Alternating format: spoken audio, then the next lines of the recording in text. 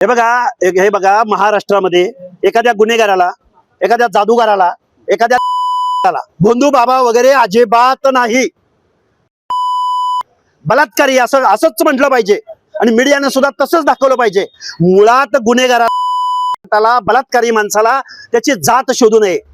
कुठलीही जात अशा गुन्हेगाराचं समर्थन करत नाही.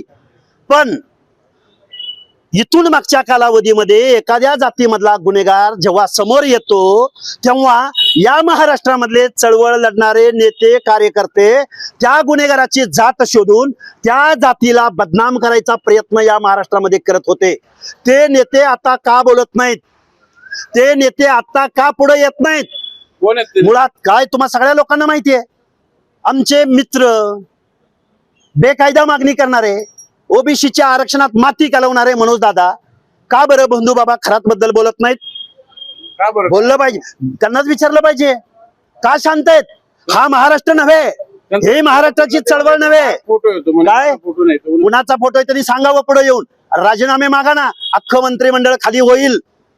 अख्खं मंत्रिमंडळ वेगवेगळ्या पक्षाचे संविधानिक पदावर बसलेली माणसं, 10वी नापास, महाराष्ट्र शासनाचा भोंदू विरोधी, अंधश्रद्धा विरोधी कायदा असताना बेकायदेशीरित्या महाराष्ट्राच्या संविधानिक पदावर बसलेली माणसं त्या भोंदू बाबाचे जर पाय चाटत असतील, पायाशी लोटांगण घेत असतील, त्यांनी काय काय पाजलंय ते पेत असतील, त्यांनी स्वतः घरात जावं आणि आरशामध्ये तोंड पाहावं की भोंदू बाबा खरातनं मला काय पाजलं.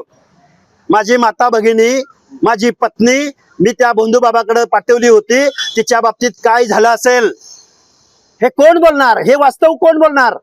आणि रुपालीताई का बोलत नाहीत? सगळे बरबटलेले आहेत.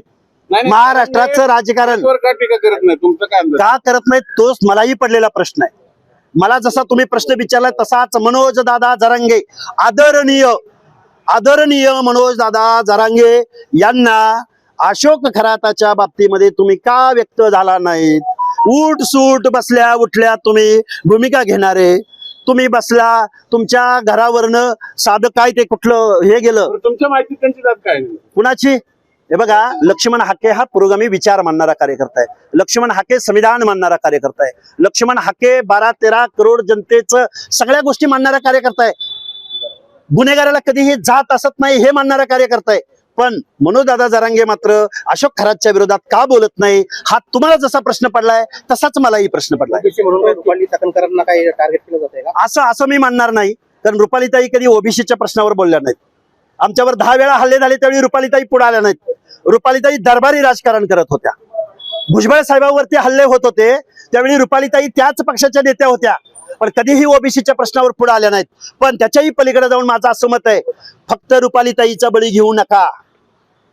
रुपालीताईंच्या राजीनाम्यानंतर एंड होत नाही खरातचा. रुपालीताईंच्या राजीनाम्यानंतर भोंदू किंवा बलात्कारी खरातच्या प्रकरणाची सुरुवात होते.